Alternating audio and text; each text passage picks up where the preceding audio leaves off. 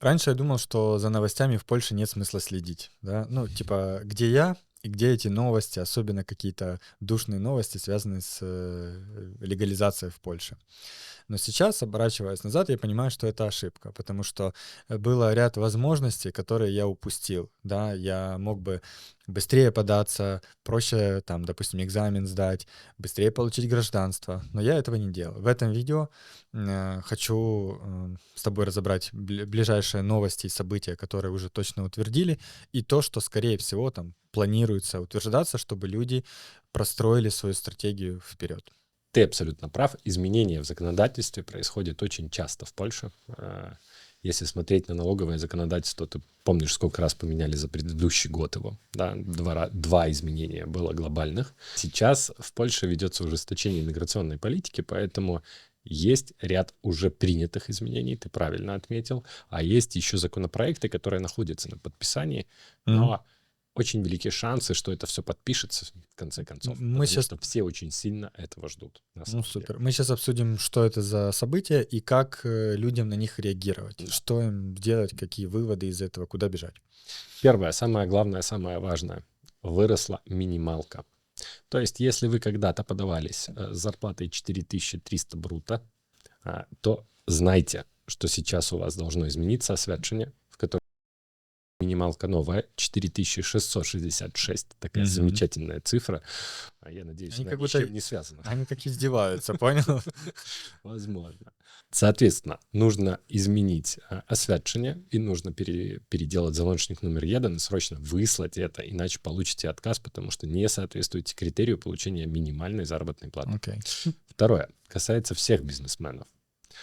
Изменился финансовый порог. Раньше мы говорили про то, что можно заработать 92 тысячи злотых в периоде года, зафиксировать как прибыль, уплатить ТИТ, или ПИТ, если ты ЙДГшник. И этого хватало для того, чтобы пройти. Сейчас эта цифра составляет уже 100 тысяч злотых. Поэтому если вы рассчитывали свой уровень заработной платы или прихода на фирму таким образом, чтобы не переплачивать налоги, имейте в виду, что придется поднимать планку.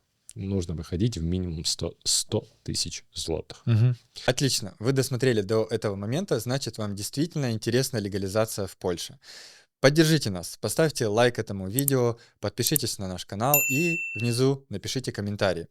А если вы хотите, чтобы мы поработали над вашей легализацией, над вашим кейсом, то внизу под видео вы найдете все ссылки. И продолжаем смотреть выпуск. Все-таки цукру быть.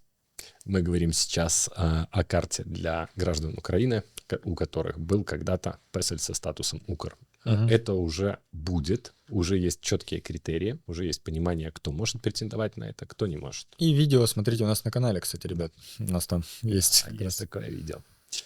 И очень хорошая новость для индивидуальных предпринимателей. В этом году также будет действовать возможность не платить 1 месяц складку с полечным.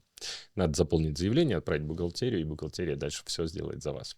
Есть ряд законопроектов, которые все очень сильно ждут, но мы уже на 98% уверены, что все будет подписано. Первое, самое главное, самое важное изменение касается владельцев Blue Card. Скоро им разрешат вести индивидуальное предпринимательство. Для многих владельцев Blue Card это очень важный критерий, потому что помимо работы у них периодически появляются проекты, а возможность забрать деньги с этих проектов отсутствует. Да, легально их здесь получить нет, да, и ИП. Не считая возможности получить их через бизнес-инкубатор, конечно, мы не зачеркиваем такую возможность. Но в целом некоторые хотели бы работать как ЙДГ.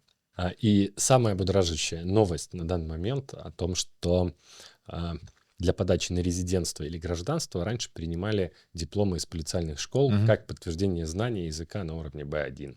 Скоро эта возможность полностью закроется. Будут принимать либо государственный экзамен с сертификатом официальным на знание языка B1, либо законченный университет на дневном отделении. Других вариантов подтверждения знания языка на должном уровне не остается. И я правильно понимаю, что сейчас еще можно впрыгнуть в этот можно вагон? Можно еще успеть впрыгнуть в этот вагон. Это означает, что у людей, у которых все-таки есть законченная полицалка, они сейчас, активном режиме могут податься на карту резидента либо гражданства, и их документы еще примут. Да, все еще примут. Окей, ну поспешите. Внизу под видео есть ссылка на бесплатную консультацию. Оставляйте заявочку.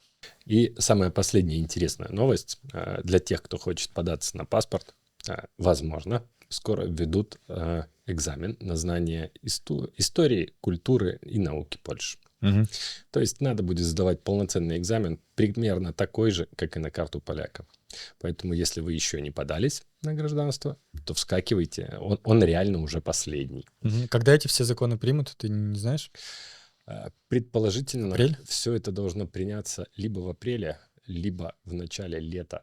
Мгм. Уже будет все принято. Спасибо за просмотр этого видео. Верю, что это было для вас полезным, и если так, поддержите нас, поставьте лайк этому видео, подпишитесь на наш канал, и внизу под видео есть форма комментариев. Задавайте ваши вопросы, обсуждайте выпуск, и мы с удовольствием ответим на ваши вопросы.